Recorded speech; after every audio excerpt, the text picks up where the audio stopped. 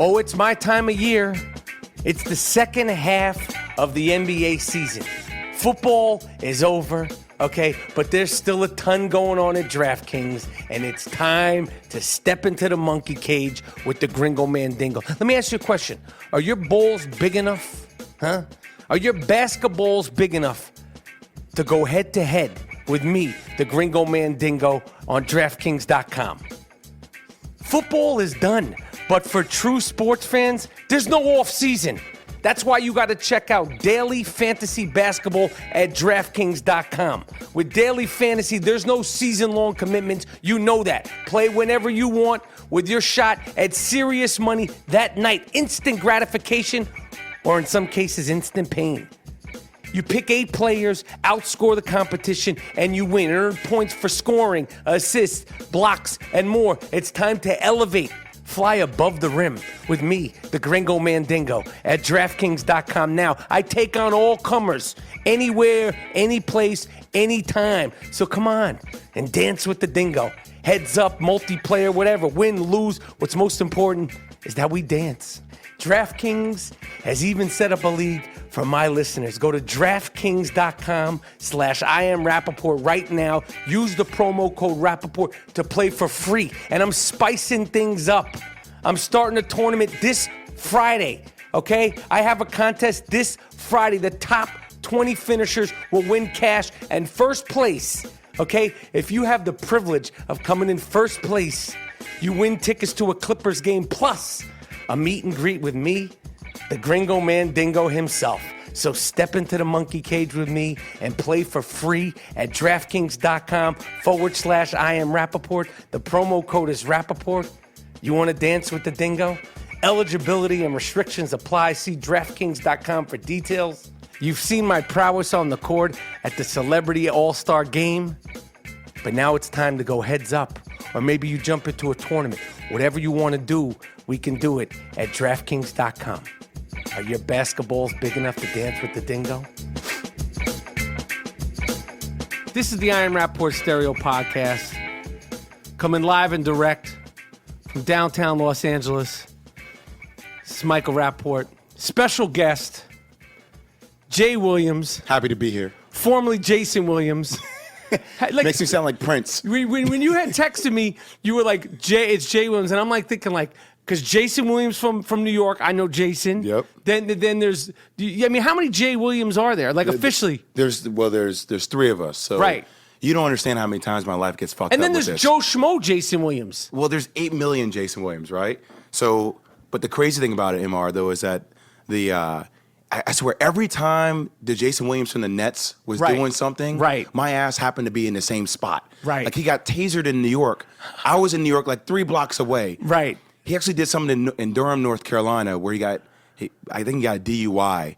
And get this, he was actually driving, and he moved himself over to the passenger seat after he got in a car wreck. Right. And he was like, I don't know where the driver went. Right. My ass was in Durham, North Carolina. Right. So it's like every time he's doing some dumb shit, I happen to be around. Right. So, you know the other Jason Williams, right? Yeah. The one that played for the Nets, right? Yeah, of course. Yeah, he's a good-ass dude, too. I like him. He's a great dude, man. He's a great dude. He's one of the all-time best. Talk about a shitty situation. Yeah, fucked up situation, and life's fucking... That's how life can do it, though, man. So there's you, there's Jason Williams from New York, from the Nets. The White Chocolate. And there's White Chocolate. Who's the realest motherfucker I've ever met in my life. Is he a good dude? I never met him. I never really have kicked it with him. I've just gotten my ass busted by him. So you played against him when?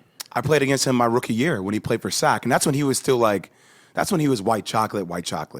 Like that's when I remember 3 possessions back to back where he would pound the ball up and I'm staring at the ball bouncing up in the air.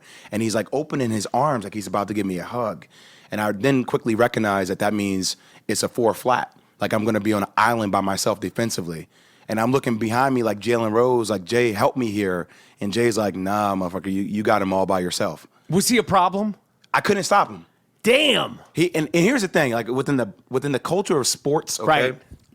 Let's be real about this. Right. When a black dude can't stop a white dude, especially a point there's guard, so much shit that's gonna be spoken about. It's not like in the post. It's not like you're in the post. It's like as a point guard. It's like you're out on an island. A white dude who's got handles. We already know this is an island to itself. Exactly. This is an enigma. A white dude with handles is like, you might as well see it's a shooting star. And It's a unicorn. A white dude with forget Porzingis. A white dude, Jay Williams is a fucking unicorn. I agree with you. Right. I've never seen anything like it. And he dude had a black. It was like I was playing against somebody from the Dykeman. I was playing against somebody from Rucker Park. Right. And you look at him like, nah, he don't got like that. And he was doing shit where he just left me in my stance. Like I couldn't. There's nothing I could do. I would even try mentally to talk to him. And I feel like the more I spoke to him, the more I hyped him up. So the more damage I was doing to myself. And you're a rookie too, right? Yeah, I'm a rookie, but I was a little cocky back then. But I'm saying, too. so he feel like there's that rookie shit. Like it's like, I'm gonna see what this rookie, this heralded rookie is gonna do. Right. Well, here's the best part about it though.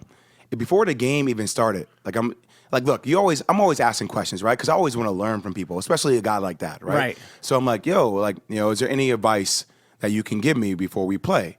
And he's like, yeah, my advice is stop asking me for advice. So right before we even got started, he's fucking my head up. I'm like, all right, like here I am trying to say, hey, I recognize who you are. I recognize what you've accomplished. Like, give me some advice as a young rook in the game. And then he twisted and said, yeah, stop asking for advice. What other players do you remember asking that question to that you got actual advice or shit like that? Was that like in the warm-up or like where? It's like before the game where you come out, you shoot like 2 hours before the game. Right. You're just fucking around trying to get warmed up and stuff, right? Right. Steve Nash. Okay. Steve's that subtle shit talker a little bit, right? Like he doesn't even do it maliciously. He's just talking shit to you in a very nice way, which is even more fucked up when you think about it. Right, because you're trying to put the pieces together. Yeah, he's simple, right? So I'm like, hey, Steve, like, like defensively, like I've been struggling a little bit. Like what kind of advice would you give for me? He's like, well, tonight there's nothing you can really do. Damn. And I'm like, what do you mean? He's like, because you're not guarding me. And I'm like, but I will be guarding you. He's like, no, CJ, this is what you don't understand. This is what the fan doesn't understand about the game.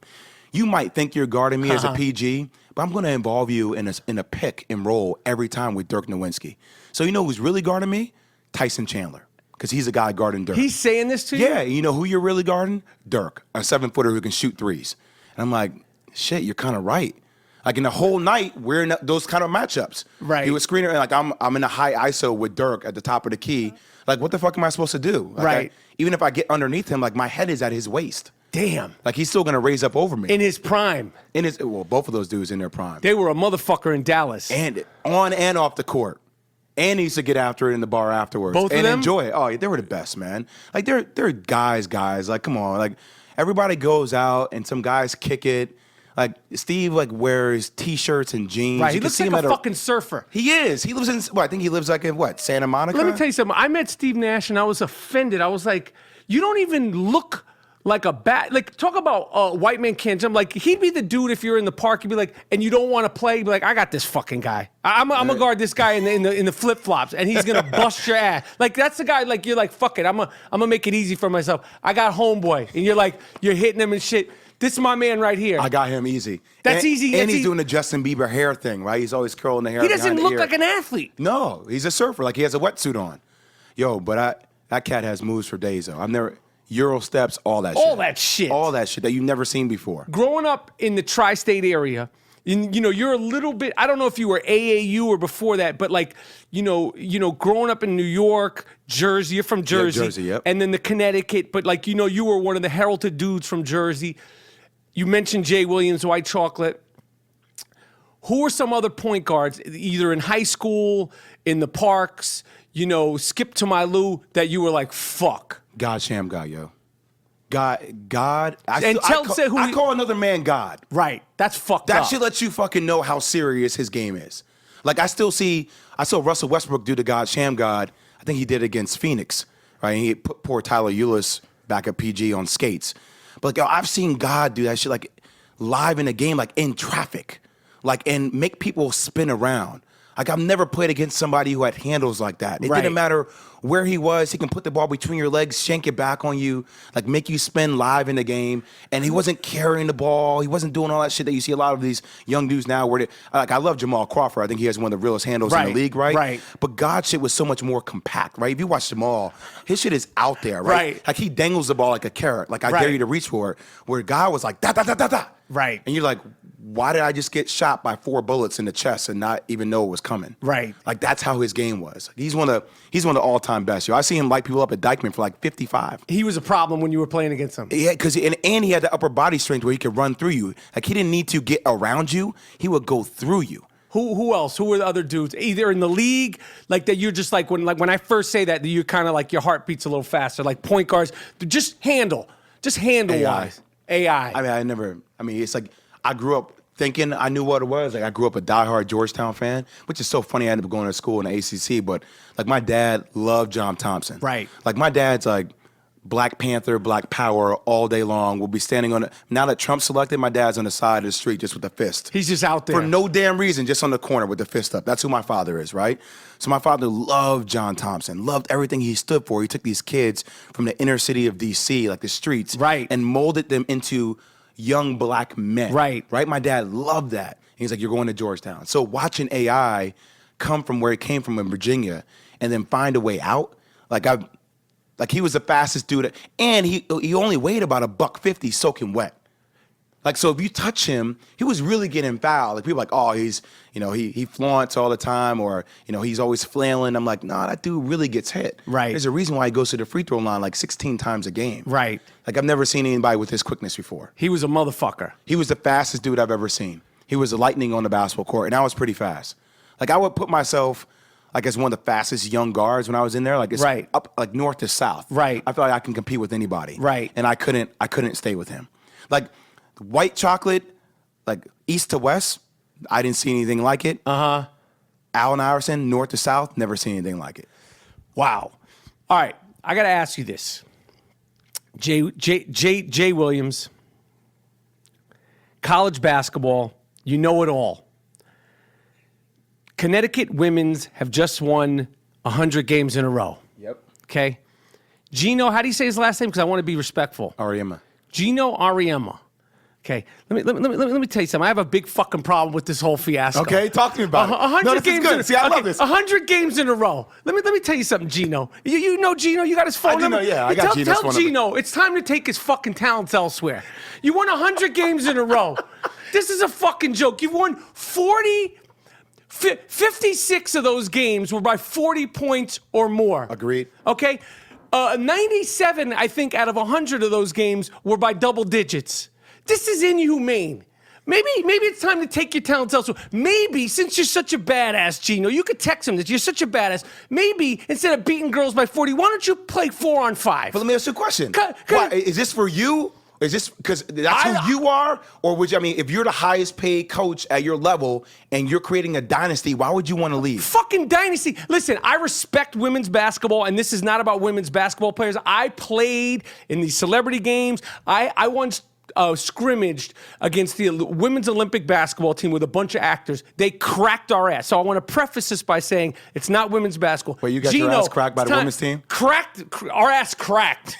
Bunch of actors. My man Boris Kojo and cracked. He can't hoop at all, by the way. He can't hoop at all. He looks like he looks the part, though. He looks the I love BK. BK can't play at all. You can't tell him he can't play.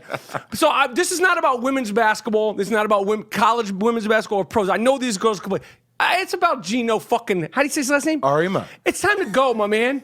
It's time to go. Where do you want him to go? Fucking go somewhere else. You're such a great coach. You're such a basketball But then we mind. get back to the same thing, though, MR, like, parity across the women's sport. At least he's giving us something to pay attention to. Pay attention to the Nobody fucking pays slaughter. attention to women's sport. The ASPCA should fucking intervene. He should win by 56 out of 56 games. Wait, by do you get 40 mad when the Yankees dominate shit? Did you get mad when the Knicks were dominating for a little bit? Fucking what dominate? This Back is 50 a years ago fucking when we slaughter. played. But this is slaughter, man. I want to tell this guy, play 4 girls. You're such a brilliant basketball mind. And Doris Burke, the great Doris Burke. Play 4 girls. Play 4. Play at a disadvantage. Yeah, then we'll see what you got. Or maybe we give them, you hook it up. Maybe we give them an 11th seed in the tournament. Then we'll see what you got, Gino. Well, we'll see what you fucking got. So we have so many teams that have talent, right? Yes. Like Lakers had talent back in the day when they had this power team. Golden State has talent. Yes. LeBron's team has talent. So why are we hating on teams that are talented?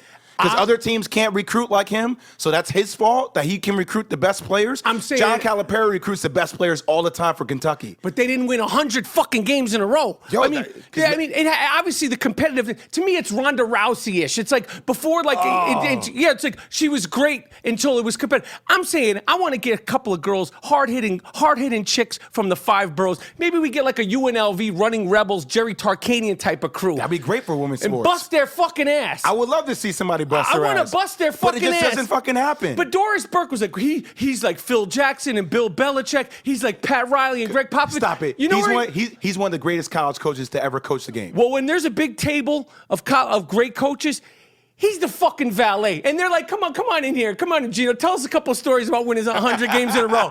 And then I could go get my car. So what? So Greg Popovich is better suited than Gino Auriemma? Well, we don't know. We don't know. That's what I'm saying. It's like at a certain point, get the fuck out of college, women's college basketball. Here's my thing, though. And why is Connecticut? Because he can control who he brings in. When you start going to the league, you have to worry about general managers, presidents. Look at our own fucked up situation in New York. You're telling me it doesn't matter what fucking coach you are. You could be Derek Fisher which is fucked up that Phil Jackson would bring him to New York for his first job. Isn't that anyway. Crazy? Why would you ever accept that as your first job? Let's stay on Gino. Stay on Gino, though. But still, there's so many other things above that. Right, that help you. I mean, college, you control who you bring into your program. But why wouldn't a guy like Gino go, you know what? I'm going to go to the men's game. You know, like, so it's a little bit more competitive. Why, to prove himself to you? Just me. Well, Just me. Gino, I can't even say his last name correct. It's time to prove yourself to me, Michael Rapaport, because all this other shit you're doing, and me, 100 games in a row. I mean, a fucking YMCA 6-year-olds, no one wins 100 games in a row. That's what I'm saying. So it's difficult to do. So nobody can fucking do it. Totally difficult. But do you think it has to do with him, the fact that now they get all the blue chip chicks? Girls, wait, say that again. The blue chip chicks. I mean, at a certain point, it's like it's a fucking joke, man. They won 56 games out of 100 by 40 or more. Yo, I'm just saying, just because he's done it and it's 100 games in a row, it might seem easy to the viewer, but it's not fucking easy. Of course it's not. It's not easy. It's not easy to bring talent to a team and to break that talent down and to get them played together. It's not. But don't you think at a certain point he should be like, at least challenge himself? Like, I mean, this is like a joke to me at this point. And that's why it's like, it's not like if you win 40, if you go through a men's college basketball season and you're undefeated, it's huge news. This guy won 100. You can't really take it totally seriously. Let me ask you a question. So you're a great actor. All right? Thank you. You're a great actor. I've been watching you for a long time. Thank you. Fucking love your work. Love all the things that you've done. Thank you. I think you represent so well. Thank you. So when you watch yourself, yes, right? Do you compare yourself to other actors, or do you compare yourself to what is your own best? I don't. When I watch myself. Like, how do you grade your performances? I grade my performance. Well, it's different. Sports and acting and sports and quote-unquote art, although I think certain players like Iverson took it to an art form because like somebody like Iverson, the exertion, the physical exertion was an expression of more about who he was as a person than who he was as a basketball player. Allen Iverson's effort. Allen Iverson wasn't the best at anything, wasn't the best shooter. He might have had the best handle, he was the quickest, but he wasn't the best shooter. He had a fucked up form. He was a reluctant passer. He had one of the biggest hearts in the game, though. And you didn't question his spirit. And that's an artistic expression. Agreed. As far as that's like some Tupac shit. Like Tupac wasn't the best rapper, but there was something about him that you felt like he made it tangible. Yeah. You know, and that's similar to Iverson.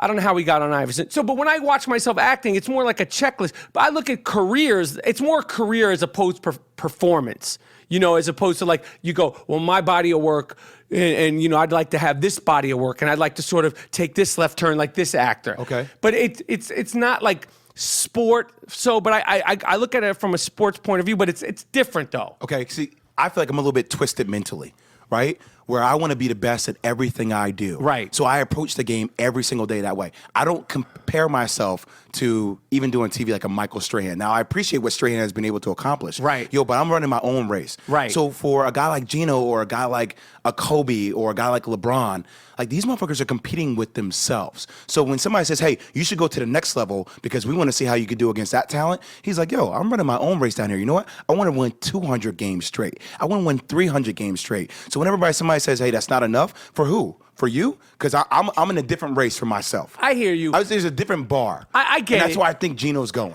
I get it, and with Gino, but I still think when the great coaches are sitting around, he's the valet. You know the scene in Goodfellas? Is that because he does women's sports? It's because he does women's It's sports. because he pretty does much. women's sports. And So women's sports. It's not a disrespect to women. It's like just the competitiveness across the board.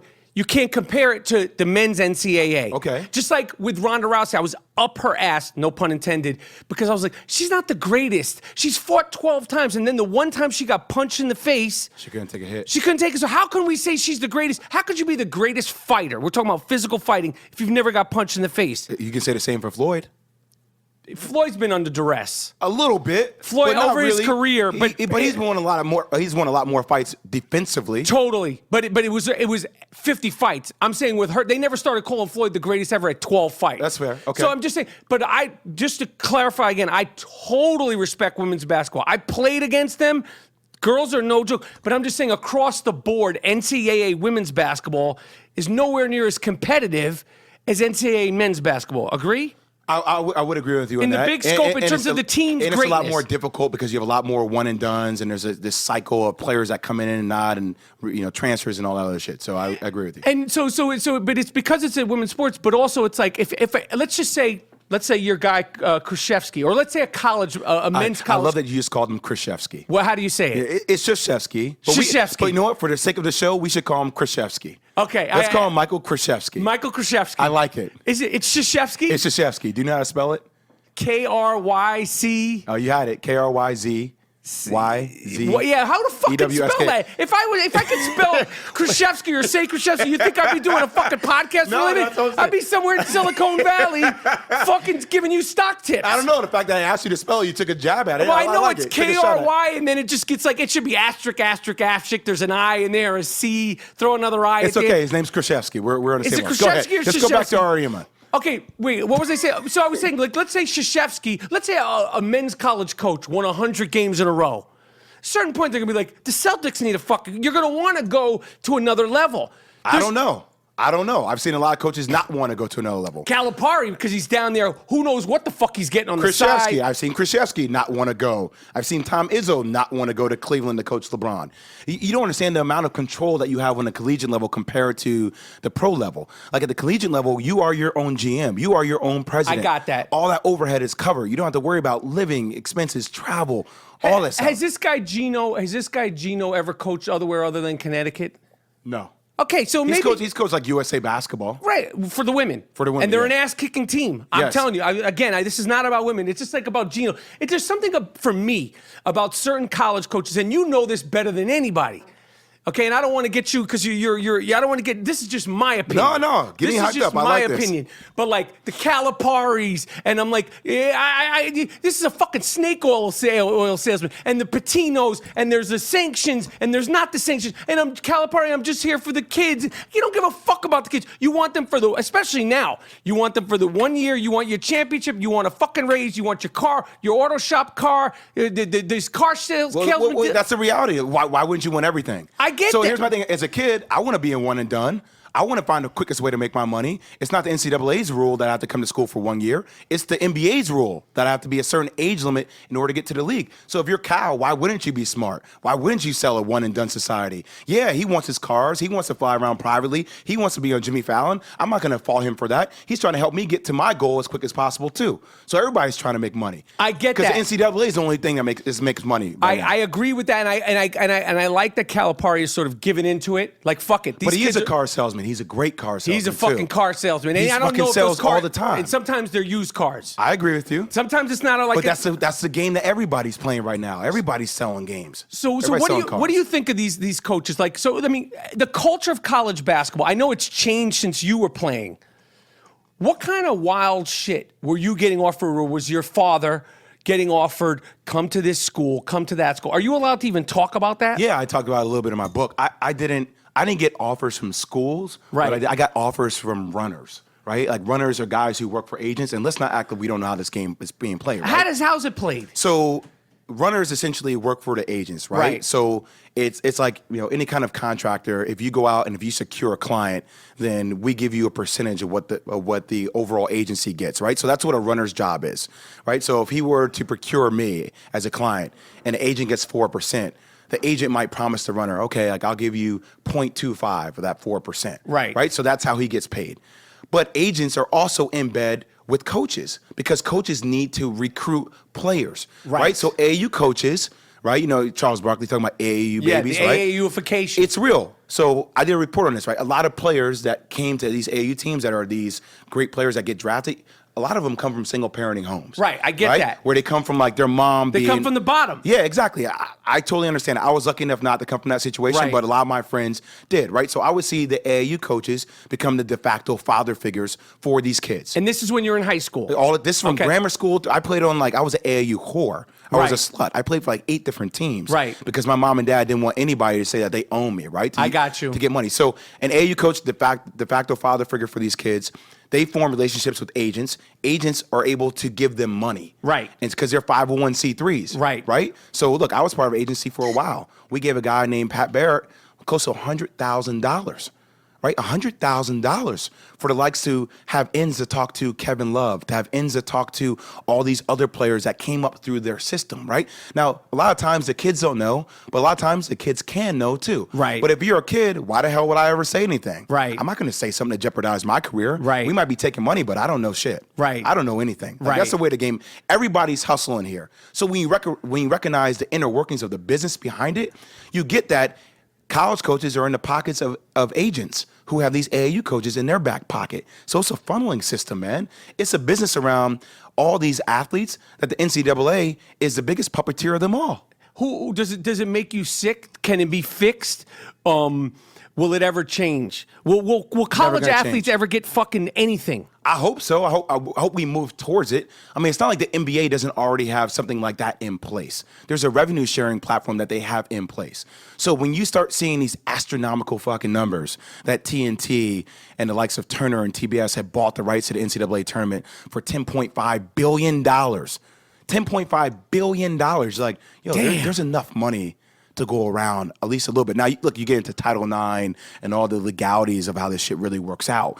But at the end of the day, you can't tell me for your biggest grossing sports in football and basketball, you can't say, look, we live in a capitalistic society. If you go to a Duke, you're going to get more money than if you go to a LaSalle. Right. But you can't say, hey, we're going to put a certain amount of money each year and we're going to leave it in escrow. And if you graduate maintaining a certain GPA, right, then you're entitled to money. At least allow me to have that. Then me, myself, see my jersey sale do $3.5 million my last year, but I can't take $40 from an agent for a fucking steak after a game. But my head coach can make a lifetime contract for millions of dollars, and everybody else can make money around me and be incentivized by going to the second round of the NCAA tournament, Right. the fourth round, or the championship and get a $100,000 bonus, but I'm supposed to be happy with the trophy? Like, come on, man. This is crazy. The I Am Rapaport Stereo podcast is sponsored by Casper Mattress, an obsessively engineered mattress at a shockingly fair price. You could try a Casper mattress for 100 nights risk-free in your home. If you do not love it, they will pick it up and refund you everything. With over 20,000 reviews online and an average of 4.8 stars, Casper is quickly becoming the internet's most popular mattress. They have sheets, they have pillows, they even have doggy beds. Go to Casper.com, save $50 towards any mattress purchased by visiting www.casper.com/Rapaport. Use the promo code Rapaport.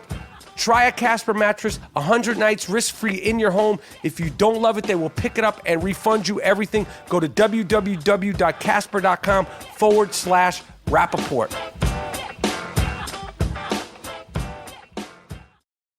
Play.it is your new podcast network for best-in-class entertainment and storytelling, featuring lifestyle experts and personalities. Hey, it's Amber Rose. This is Michael Rapaport. I'm Stassi Schroeder. This is Drinks Champ Radio. Risque with Roxy and Ruby. Hey, it's Elliot Wilson from Rap Radar. Welcome to the Cosmo Happy Hour. Gamer Tag Radio. Play.it is delivering storytelling at its best. We're going to sit down with the culture's most important voices. Relationships, dating. We are going to go there. Hear what you've been missing at Play.it.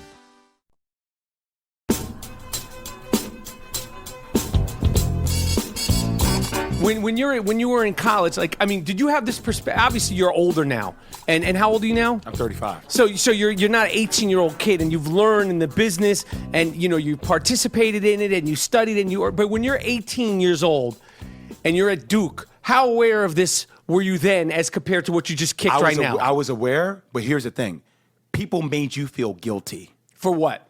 for, well, you have to pay your dues, okay? You have to be patient.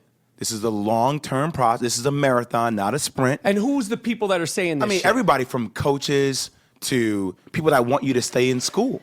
And that's where a guy like Cal, right, or a guy like Kryzewski has adjusted, right? Because now they're like, no, we want you to leave, right? So when all of a sudden the narrative of your program changes to, we want you to go out and accomplish your goals as quickly as possible. For a Kyrie Irving, he played 12 or 13 games. Right. Like, he needed to come back and play. But K was like, go. Right? Where that wasn't the narrative 10 years ago. It was like, you need to stay. Right? So you need to learn how to be a leader or other things. And look, there are invaluable things that you can learn from being in college. I'm not saying that at all. But nothing prepares you. Nothing, Mike, prepares you for fucking being on an NBA plane and seeing somebody lose $200,000 with the roll of a dice. Nothing, I don't care how long you stay in school, you might be a tad bit more mature, but also you have money in your bank and somebody's saying, hey, here's $500 per day for per diem, we're on the road for 2 weeks, and somebody just hands you over stacks of money and that's your play money. Like, nobody can prepare you for that. Nobody can prepare you for being out and seeing a dope ride and actually looking in your bank account and be like, yo, I just made $280,000 the last 2 weeks. For doing what? Shooting J's in the gym? Like, now, it's keeping up with the Joneses. Why would you not want to buy something? You may understand it may not be the right thing for me, but not a lot of these kids think long term. It's instant gratification, man. Right. It's the world we live in. The same way we can say, like, we're so quick to jump to conclusions with anything these days. Like, that was the best game we've ever seen. Right. Like, I don't know, that was probably maybe the best Super Bowl I've ever seen. But I feel like we have that conversation more than less. It's the Twitter, it's the Instagram, and things like it's an instant classic, like with hip hop, like instant classic. I'm like, my man, if you're listening to this shit, forget listening to it in 20 years. Let's see if you're listening to it in 20 months. I'm with you. I'm talking about your fucking instant classic. You're not even bumping that shit in 2 weeks. Talk about instant classic. Like, a record will come out the first day and they're like, instant classic.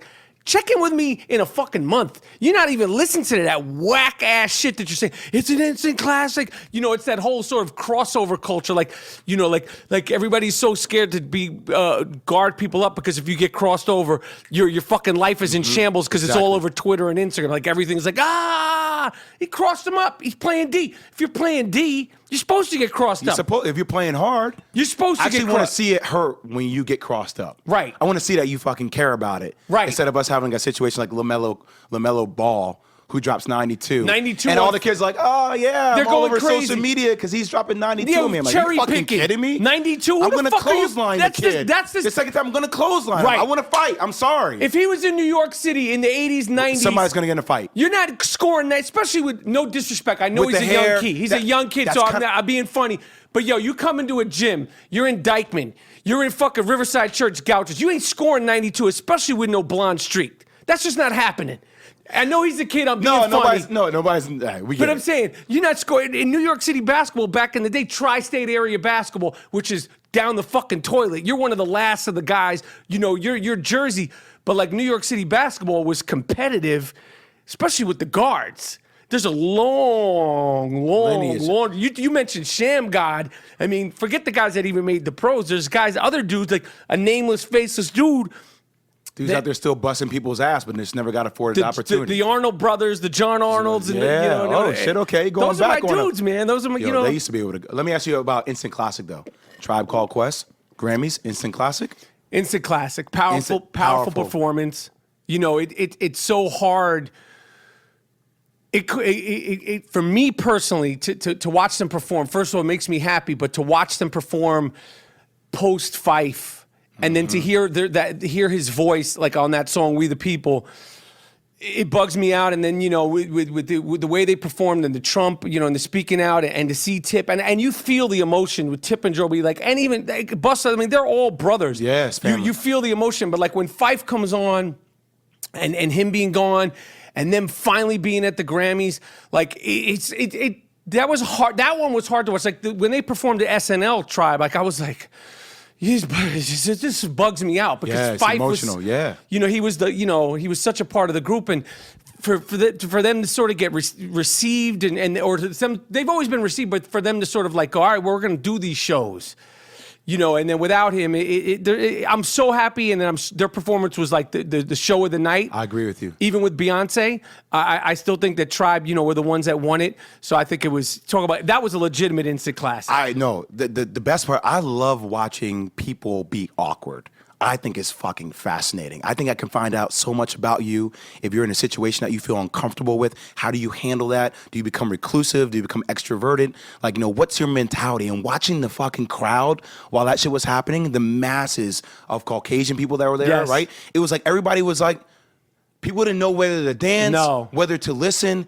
It was such an uneasiness Yeah. that I thought it resonated. I agree. Felt the uneasiness on TV, I agree. which made the statement even more powerful. I agree. Right? Because people didn't know how to handle it. No, I agree. Like, that's what I like about it. And Tribe, it's like they've always been political. I mean, one of the most, I think it's Smithsonian worthy, one of the most sort of provocative, smart hip hop songs. And I love all the groups. I always get Tribe because of the doc.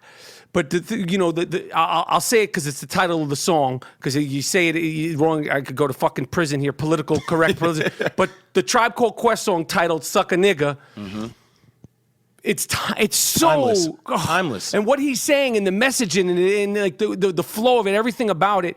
I mean, talk about a political song and like a smart song. But they, even in with Fife, it's like they were young. But Mr. Dinkins, would you please be my mayor? And then to go from that to the Grammys the other night.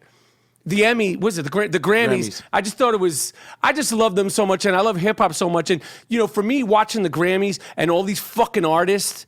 Well, we're protesting. Really? The Tribe Called Quest is performing. You're protesting? Who the fuck are you? I'm with you. Who the fuck are you protesting? Sit down, be quiet, and pay attention. You should be at the show where we're not showing up because of this and the Frank Ocean. Who are you? You're not fucking Teddy Pendergrass. You ain't the fucking Harold Melvin and the Blue. Frank Ocean. You made a couple of songs that are cute. Tribe's performing.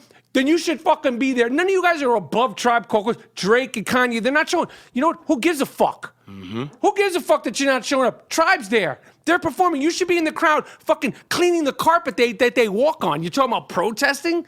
Tribe Called Quest is there. What the fuck are you talking about? Hove is there. You're better than Hove didn't protest. Who the fuck are you? That's the funny thing, though. Everybody has their own thing, right? Like, I don't fault anybody. I thought a lot more people should have been there. I thought it would have been a lot more powerful, yet everybody there that was able to unite, right? Yeah. But a song that I resonate with, Schoolie D, right? Yes. Right? Am I Black Enough for You? Yes. Like, that song resonates with me because I feel like that's been my whole fucking life. It's I was curious to ask you, right? Like, as a white dude, like, it blows my mind, right? So back in Plainfield, when I would be on the corner of my boys after we would play, like, somebody would ask me a question about making money. And like, I've always wanted to make a lot of money my whole life, right? I've always wanted to be a CEO of my own company. And to be able to spit knowledge on how to hustle and how to make money, like, people will call me white for that. Right. Or they would say you're Uncle Tom or you're a sellout. Right. Or the fact that you like hip hop. Right. I'm sure people would say, yo, why are you trying to be a wigger? Yeah, or why are you trying to be black? You think you're black. I don't understand what that shit means. No, I'm just fucking me. Right. Like, my dad's always taught me, like, you have to understand or learn how to hustle. You have to be a chameleon. So when you're around corporate folks, be corporate. You know why? Because the only person it's affecting is your bank account. Right. Understand how to play that game. Right. And I think it's smart, and I think it's such a good question to bring up. And for me, it's like, I mean, my experience was the opposite. I grew up on the Upper East Side of Manhattan. I just fell in love. It was weird because I fell in love with hip hop via, like, right away. My father worked at a radio station. He brought home Sugar Hill Gang record before it was on the air. He said, this is called hip hop. He said, this is called rap music. It's going to be a big thing. This is 1979. Brought home the promotional copy of Rapper's Delight. So and this is when you have records, dope. you have shit, and basketball. So growing up in Manhattan, falling in love with hip hop and basketball, and then, I'm on the east side of Manhattan, it's just basketball. I'm like, they're like, you want to be good, you need to go here play. You need to find other places to play. The places where you play is in the hood. And it just was organically. My best friend wound up being from Harlem and from Brownsville section of Brooklyn. I go in Brownsville, in the park, this is 1982, World Be Free. Is there drinking beers, playing ball? That's what hoops really was. That's what it is. Me playing in the Upper East Side with all my white Jewish kids, I wound up being the best at the 6th grade. I was done. You go somewhere else, they're like, okay, I'm not that fucking good. But I was gonna ask you about that because for you being a black dude, like, they'll be like, oh, Jay's corny, he's not hood, you're from Jersey, and when you get on the court, you see dudes like, you're not talking all that shit. But when you get on the court, like somebody like White Chocolate, he's doing all this shit. Like, your game was like, you'd bust ass, but it wasn't like flashy. Nope. And then you go to Duke, and the whole thing, like when the I Hate Christian Laettner thing, like they thought everybody was cornballs.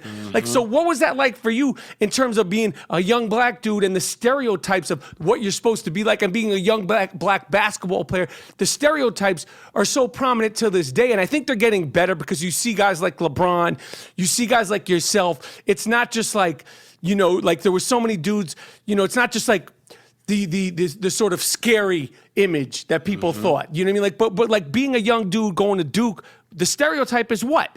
Well, it's still a stereotype now. You'd be amazed at some of the things that people say to me, right? Like even like producers, like, well, we don't know if he really appeals to the black demographic. I'm like, what the fuck does that mean? Like, how am I supposed to appeal to the black demographic? Well, like, you know, do you want to hear that I listen to hip hop? Do you want to hear that I fuck with Travis Scott? Like, do you want to understand what hip hop I listen to? Do you want to know my lineage with some of the things my dad has done with the Black father's on Panthers? the corner with this fucking fist right outside. now. Like, you guys have. He hasn't eaten. I Sunday, gotta bring him meals just to eat. It's Sunday afternoon and my dad's at home with the fucking dashiki on. Okay, talking to me about spiritual African dances. Like, I understand my culture, right? But You should bring your father to the broadcast from now. Just have him there. They're like, who is it? This is my father. He ain't saying shit. The fist is raised. But it's always been funny because basketball has been the one sport that's allowed me to cut through the clutter. Because when you're on the court, because I earn respect, regardless of whether you thought I talked white, regardless of whether you thought. Look, I was told I went to all white school too, right? Like the place I grew up in was predominantly black. The school I went to was predominantly white and Jewish, right? My friends would call me Sammy Davis Jr. Right. Like I got it. I wanted to be part of the Rack Pack too. But if I had swag, they'd be like, "Yo, you're really black. You're really hood." Right. And then when I would come home and I would talk to kids about business, right? Guys who were like doing drugs in the street. I'm like, "Yo, you can make more money on a side hustle than doing what you're doing right now." And they're like, "Yo, come on, Uncle Tom." And I'm like, well, damn, like, what the fuck? Am I black or am I white now? Right. Well, I can't just be me. Right. So basketball is the one that it allowed me to take my frustration out on people. And I feel, honestly, that's what TV is for me now, too. Like, for the longest time, I had to conform to a bunch of norms of how people wanted me to be. Right. You should be this, or you don't talk with your hands, or try to talk this way, or try to look that way. And now I'm like, now TV is moving towards, first off, the iPhone screen. That's where TV's moving towards. Right. And now, like, you know, my line on all my social handles, like, I love Ye. I think Ye's weird in a lot of different ways, Right. but I also respect how out of the box he is thinking-wise, totally. right?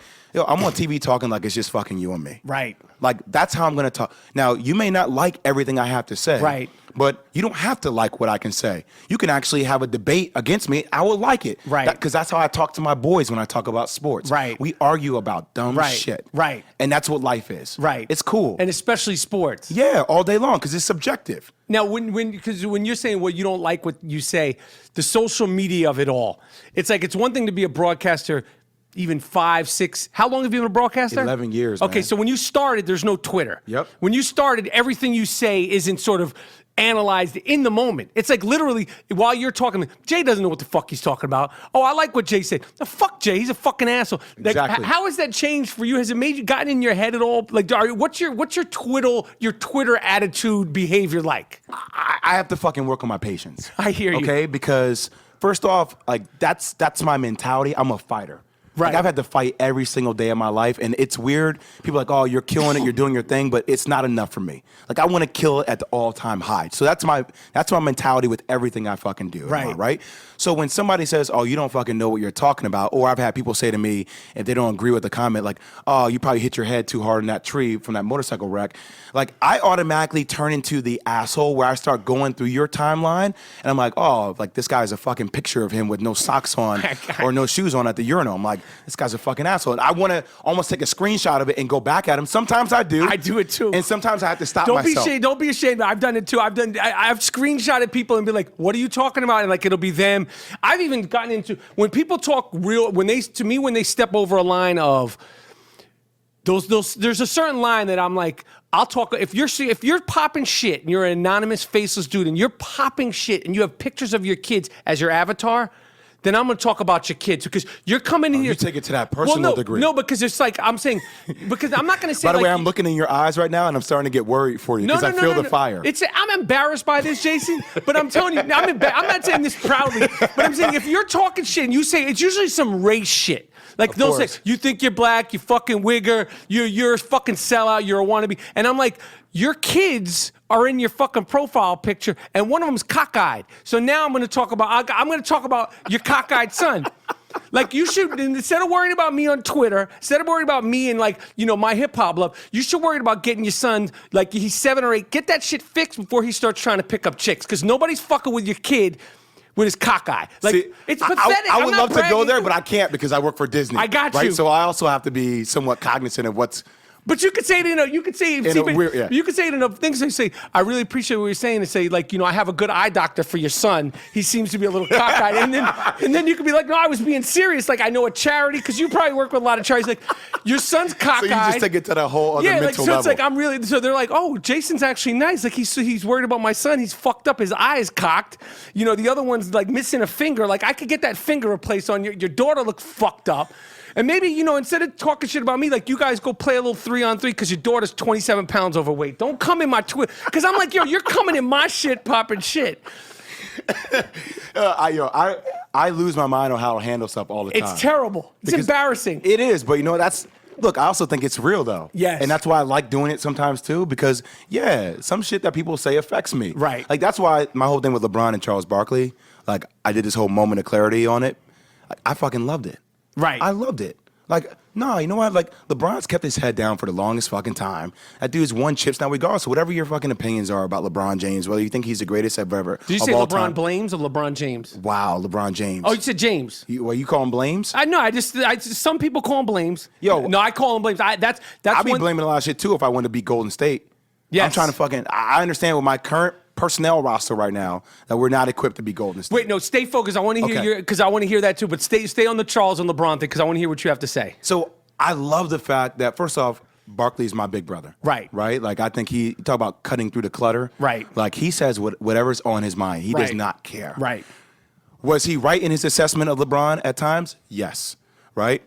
But I also like seeing LeBron take shit personally. Because now I'm starting to understand, like, what makes LeBron LBJ. Like, he has that shit to him that he gets pissed off about.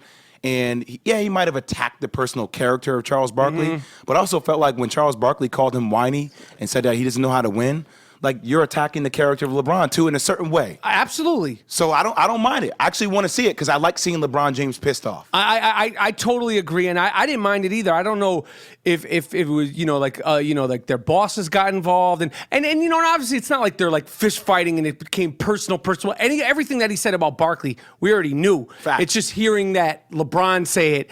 And I think it is good. I think it's such a fine line. I break LeBron James' balls all the time for his on the court shit. I totally respect him as a star. I totally respect him as a role model. So I'll say that. But like, I think, you know, it's got to be a lot of pressure trying to be like Mike, and then also in this social media thing, in this, you know, Mike wasn't, you know, playing ball with TNT. Mike wasn't playing ball in Twitter. We didn't hear from Mike, though. It was more of a mystery. That's a thing of the past. If you're a star now, you're going to hear you're going to hear me, you're going to hear from you, you're going to hear from Barkley's cousin, you know, everything. So it's a different kind of thing for that transcendent person or anybody that's in the limelight, whether it's you, whether it's any NBA player, whether it's an actor, whether it's a politician. The fucking president's on fucking Twitter. Punching down constantly. Kellyanne Conway, I mean, these people are accessible. Obviously, they don't read all of it, but they read some of it, just like you read your timeline. Oh, yeah. You know, so I saw your tweet to Kellyanne Conway, too. That was funny. Fucking Kellyanne Conway. So I mean, I get it, you know, and I say that because I do bust his balls, but I understand the scrutiny. You talk about, like, people talk shit to you, people talk shit to me. Imagine fucking if you read through all LeBron James tweets. And as far as being a college basketball dude, and college basketball is such a ferocious, and the fan base is so ferocious in terms of race, and being like, do you get crazy shit, racial shit thrown at you on social media that you're just like, I can't even believe these people are like living, I've never gotten racial shit thrown at me as far as it relates to sports. The only time I've ever had anything racial stuff related to me is through relationships, right? If you're dating somebody and somebody finds out who you're dating, like there's a weird thing too, like I think it stimulates back from slavery too, where it's like this oppressed culture that we have. Like, look, like as a black man, I wasn't afforded the same educational opportunities that a lot of white people were. Right. From back in the days, you know, 100 plus years being slaves. Right. You know, you're suppressed. Right. Right. And like, I get it how there's anger sometimes that stipulates, like, even from like being a field slave compared to being a house slave, right? There's animosity held towards light-skinned black people for a long time, right? Because they were considered privileged, right? The same way, or if a slave master was to sleep with a field slave and they had a mulatto child, like that's why there was animosity towards mulattoes for a long time, because they were considered to be privileged, or they were going to be well taken care of, or be in the house. So like I find that stimulates more from that. Like when I date, like I should, as a black man, like I grew up in Jersey. I grew up in a melting pot, man. Like I never once was like, hey, I have to date a white woman, or I have to date an Asian woman, or I have to date a black woman. Like, my mom's always like, no, you're going to date somebody who's smart. Like, I don't care what color they are. Like, I dated everybody. It doesn't matter to me. But there's animosity and some tension sometimes when you're not dating somebody who's your race. And that still fucking blows my mind that we live in a world that exists like that. That's the only time I feel heat on social about race. When they come at you. Or it's anything political. Like if I happen to say, I'm independent. No, they don't. So now you're a snowflake. I'm a snowflake. Oh, I'm like, Jesus fucking Christ. I don't know where that term came from. You're fucking with like, they're snowflake. I'm like, I'm a snowflake. What the fuck is that? What the fuck are you talking about? Like, I don't know where that term was derived from, but it's some bullshit. I've always thought about snowflakes. Like snowflakes back where I came from, that's always like when you were talking about a white girl. Yeah, that's what I'm talking about. Like my boy's like, oh yeah, I mess with these snowflakes. I'm like, oh, all right, Snow whatever. Bunny, Pink Snow Toe. Bunny, yeah. This is the Iron Rapaport Stereo Podcast. We'll be right back. Play.it is your new podcast network for award-winning news programming and #1 sports brands to entertainment and business leaders. Welcome. We're going to make you laugh. We're going to make you think. Give you that news and information. Pop culture, reality TV, What's happening in business today? relationships, dating. The biggest names in sports. Play.it is delivering storytelling at its best. Want to see something entertaining? Tune in. Hear what you've been missing at Play.it.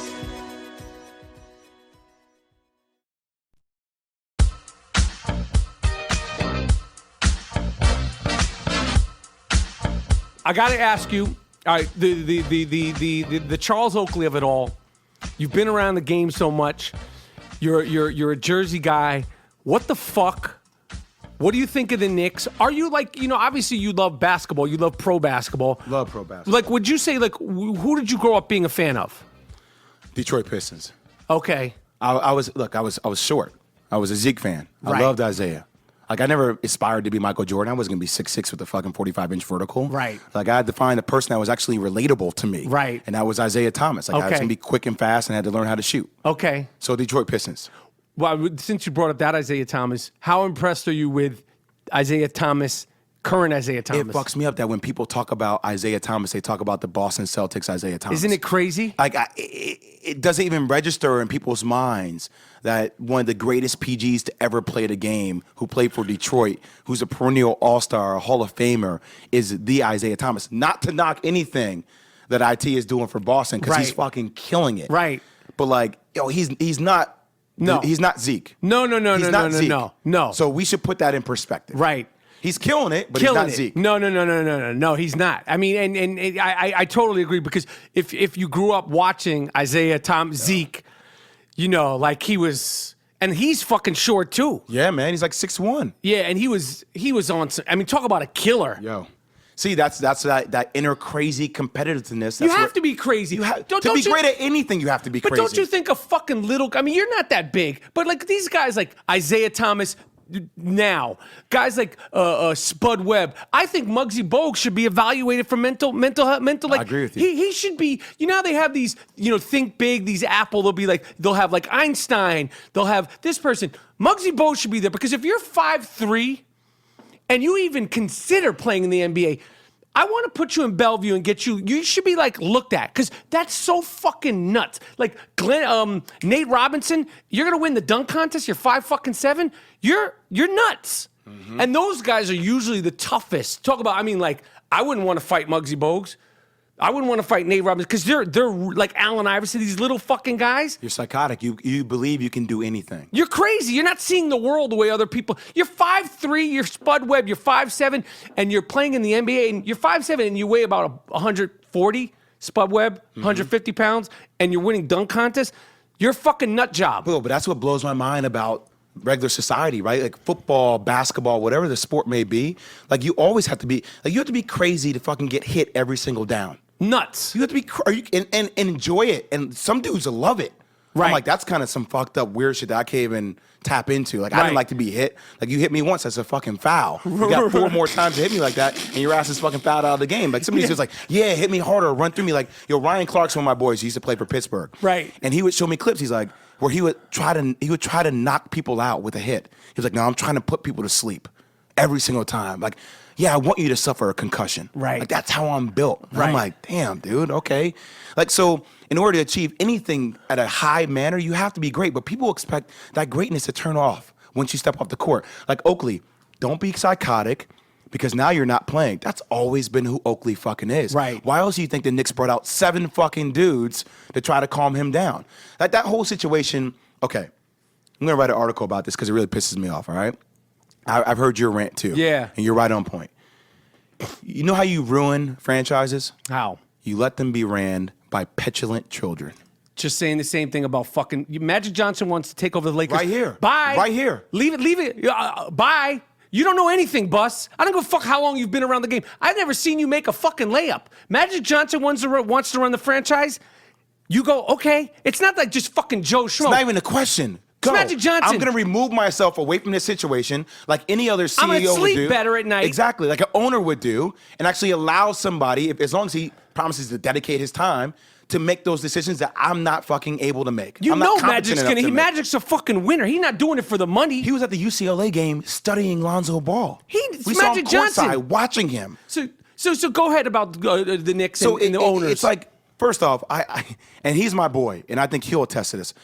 Like, one of the first decisions the Knicks made where it caught my attention, where I was like, what are we doing as a Knicks fan? Like, what are we kind of doing? We gave Allen Houston $100 million. I know it's going back, and I love Allen. No, but it led to us now. We're still cleaning that mess up. There was only 3 to 4 teams that can offer Allen at that time over $60 million. Right. And Allen's team, Allen will even tell you, his team didn't think they were going to get anything over $60 million. Right. And the Knicks gave him $100 million. I mean, so then for James Dolan to finally remove himself from head of basketball operations. The mess was, it was like when Obama came in. You're like, what? The mess was already there. And then you bring in Phil. And first off, as soon as Phil said he wants to run the triangle, like I was on air, I almost threw my mic to the ground. Because I played in the triangle. I'm like, oh, you have to be fucking kidding me. You're going to try to run the triangle? We can't show it, but in a nutshell, like it's as much as you could articulate it in basic terms, and you don't have to go into a long thing. What is the triangle in podcast world? Like, what is it like so you could articulate it without seeing it? It's an offense that is conducive to passing the ball. It gets people involved. But it makes your team extremely robotic until you've had all the cuts understood. Like, thoroughly understood. So the triangle is for every pass, there's a different cut that I have to make. Mm-hmm. So if there's locations, obviously. So if I pass the ball to the wing, there's a series of cuts that lead after that pass, depending upon where that next person passes the ball to. Okay. So he can pass it to the pinch post, which is the elbow. He can pass the ball to the top of the key or the skip. So for each of those 3 different fucking passes, there's a different cut that I'm supposed to make. Right. So think about it. By the time I bring the ball up the court, where are we at? 20, 21 Right. seconds If on the you shot rush. clock? If you rush, right? If you're not being pressured. By the time I make the first pass and I cut to the corner, if I pass the ball to the wing, we're at 17. So it's one of those offenses where you're thinking the whole shot clock, where the fuck am I supposed to be next? Instead of just playing. Instead of just reacting and playing. Right. Like, and by the way, you don't see teams with great point guards play the triangle because it takes the ball out of their hands. Right. You see teams with like a Michael Jordan or Kobe Bryant or Shaquille O'Neal. Right. It's built for a great wing or a great low post player. I got you. So maybe Melo, but you don't have a great post player. I got you. You have Derek. Like, why are you making Derrick Rose try to learn how to play the triangle? Right. Like, Let why are him you taking the fucking ball go. out of his fucking hands? Right. Play faster. Like, play it up tempo. Like, press. If you were a Knicks GM, and what would you do based on everything you know about pro basketball, how much you understand about college basketball, where they are now? We have a draft pick. You're running the Knicks. Phil, you're gone. He's back. You go to Montana. You come to LA. You get on your peyote. You're done. Jason's running the Knicks. What would you do to fix? Reload. I'm gonna go young. I'm gonna go young the same way the Celtics went young. I'm gonna acquire assets the same way Philly for a long time did it. Even though Sam Hinkie, people hated on him, you acquire assets. You start building up trade value, and then once you get the right kind of assets, if you want to trade for the right pieces, then you start building up that way. But you can't be in this platform right now where you don't know whether you want to go young or you want to go old. Right. Where you're like what are we doing? Like, why would you bring on Joakim Noah? I think 4 years, $70+ million when he's coming off injuries. Like, what are you trying to build? Like, you're not going to be able to compete with Cleveland right now. It's the second year in a row that they started off strong and they've just flatlined. Like, think about what this fucking year has done. Man. Like, I love D Rose. D Rose goes AWOL. I know. He goes AWOL and doesn't show up to a game or to a practice. Like, Phil Jackson is subliminally tweeting about your star fucking player. Like, what the fuck is happening? James Dolan is kicking out all-time legends, like, at a game. And then the next game is sitting next to 2 other black all-time legends. Like, how fucking... And one of them who's Latrell Sprewell. Latrell, who was fucking crazy, too. Coach and Jeffrey Latrell's my dude, but it's like, Dolan, come on. You think that you're fooling anybody? Oh, come on. You're not fooling anybody. And then like, and 2017 has been a shit year for bans. Stop saying the word ban, because it didn't work for Trump and it didn't work for fucking Oakley. God. They should be banning bans the whole year. Anybody who's saying banned should be banned from something. Well, even if he did get kicked out, don't fucking throw your legend under the bus in the media. And don't say that he has drinking problems. The whole thing is them. And now that they took the ban off, and you know, some people are like, well, Oakley needs to chill. It's like, no, you know what? I'm walking around New York and every single like, it's like, I understand where, first of all, you know, people are like, well, he sounds crazy.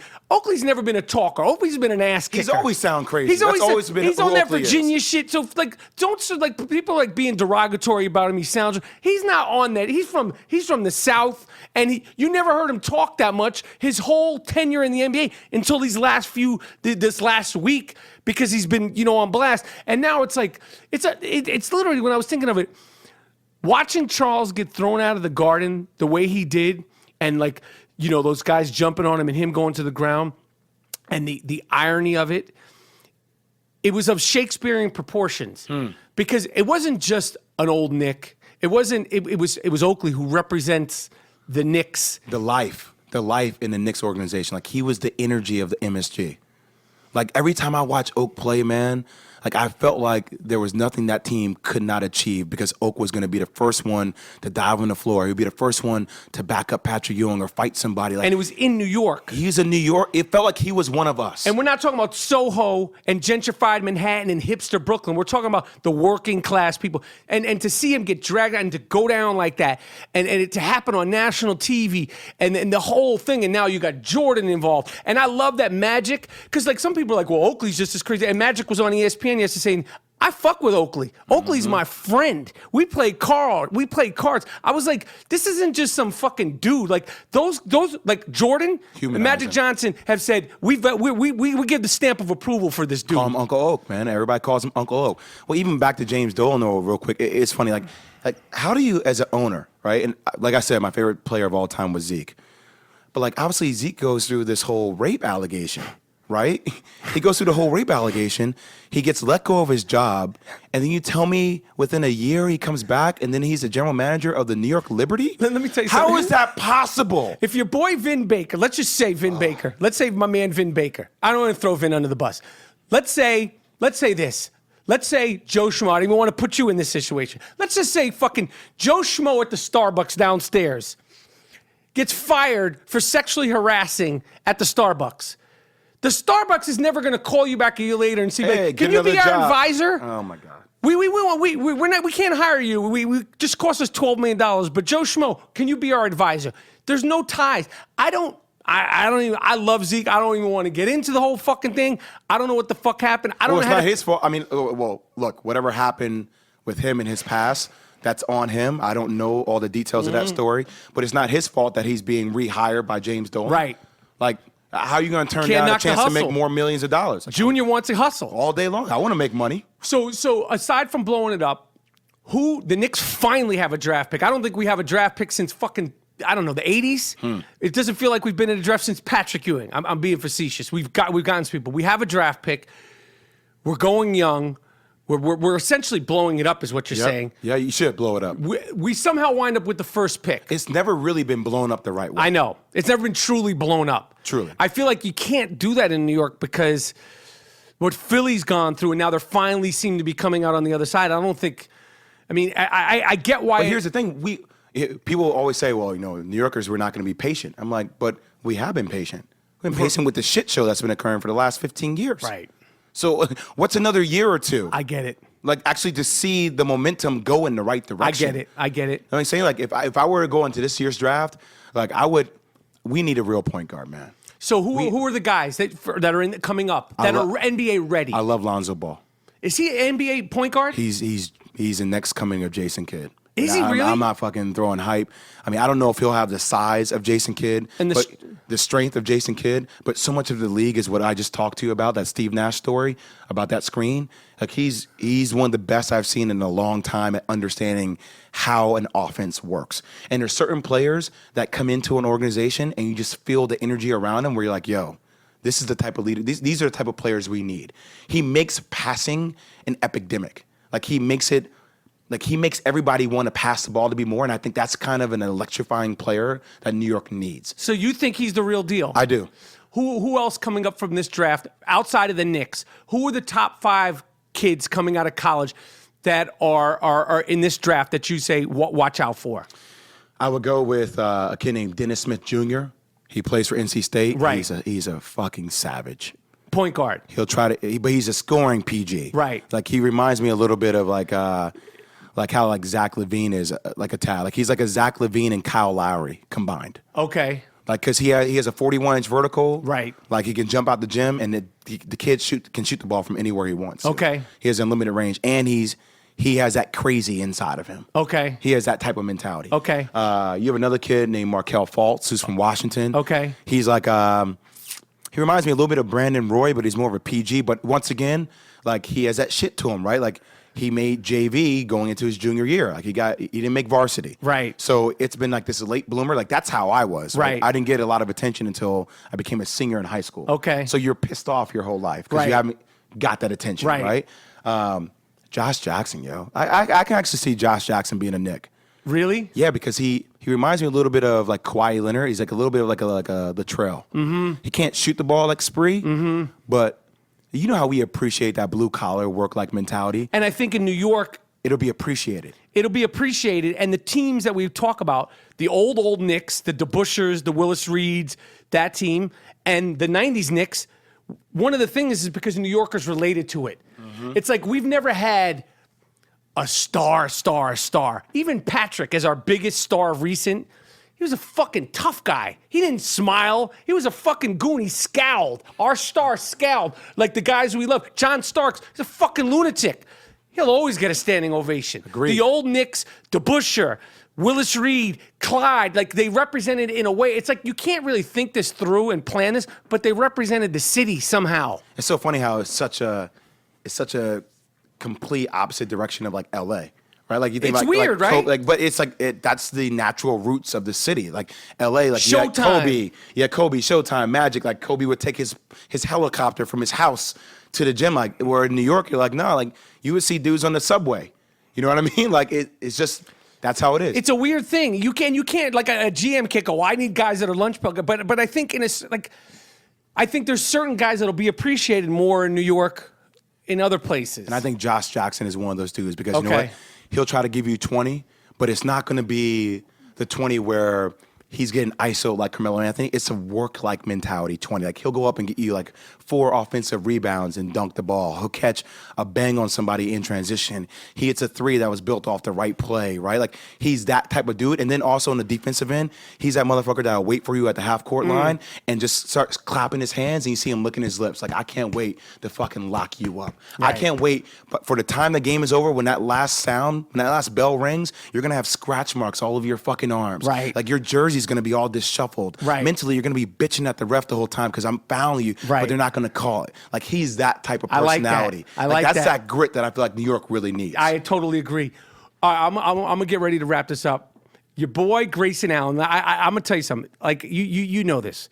So many people couldn't fucking stand Duke. I couldn't fucking stand you. I couldn't stand you. Why? Just because I was, first of all, at the time, ACC, Big East. I'm Big East. It's like there was a competitor, like ACC I was Big East too, but Big East we broke up, man. I know, I Kills get it. me. I get it, but I'm saying like I was like St. John's, Syracuse. I was like always Duke, like fuck Duke. Like I'm George. Like my team was St. John's, Syracuse. By the time you got there, those teams weren't what I grew up on. We won't talk about Chris Mullin. We could talk about that next episode. That's my fucking guy. I love him. Fucking Is guy. he going to be around? See, that's what I'm talking about. That's a deeper conversation. I love him too. I'm not ready for that. That's my dude. You see, you're going to make me cry. Make me cry. I know. All right, we'll talk about that another time. Go ahead. You want to make me cry? No, I don't want to be Roy Firestone. You want to talk about, you make me cry about Chris Mullin is my guy. First of all, left-handed. Shooter. I'm known as a shooter. Okay? Chris Mullin is like I love Chris Mullin. Like, there's a handful of people that I've met throughout the years. Like, I'm cool with Chris. Like, I could text Chris. But, like, I'm always like, to this day, I'm 46 years old. I text Chris Mullin. I'm like my heart races. Like, is he going to respond back? What is he going to say? Right. Because, like, I was saying, John, like, Chris Mullin was my dude. But that whole era of Big East players, like Pearl, late great Pearl Watch. Yeah. Like, those are my guys. So, but that's who I fell in love with. So, why I hate Duke? Everybody fucking hated Duke. Agreed. I can't even say the coach's name. Yeah, you just said, you said Kryzewski today.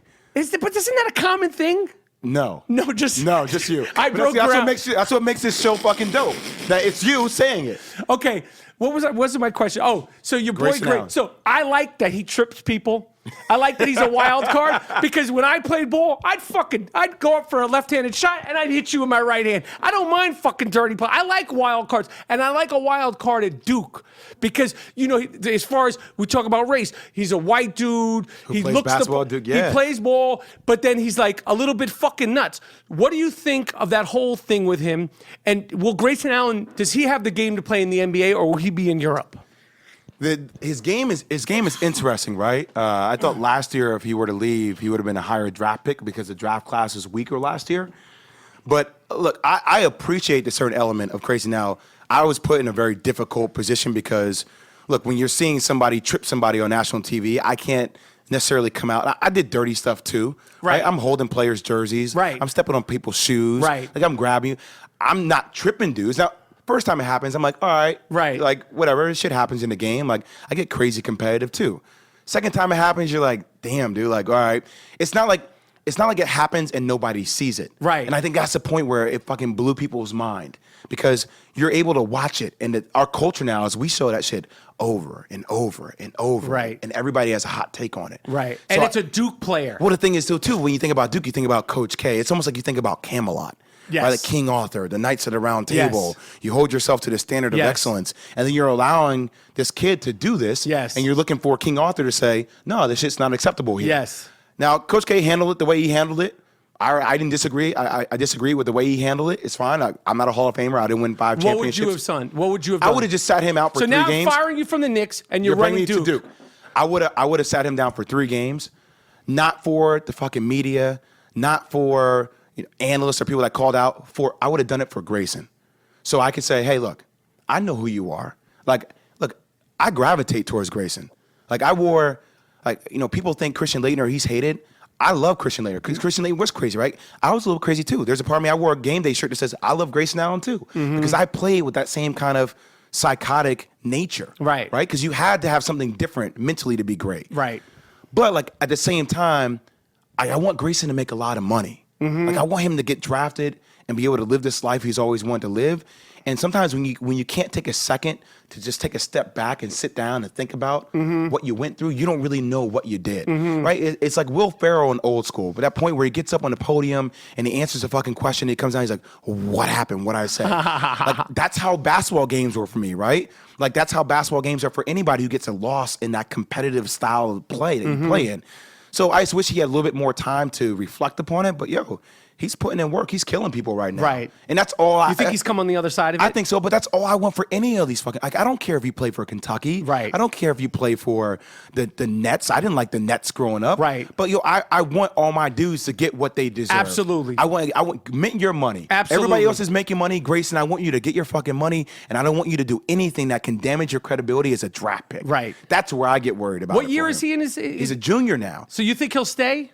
I think he's going to have to stay. I think this year's draft class coming up is one of the deepest we've had in a long time. So will these guys be NBA ready in this draft class? Because I'm tired of seeing these. What's my man's name on the Lakers? The young kid? D'Angelo Russell? No, the fucking kid who looks like he should Brandon be. Ingram. Okay, I love him. He's got talent. These kids aren't even finished with puberty. Some of these fucking kids. They're not NBA. They're in 3 years, he'll be a good player.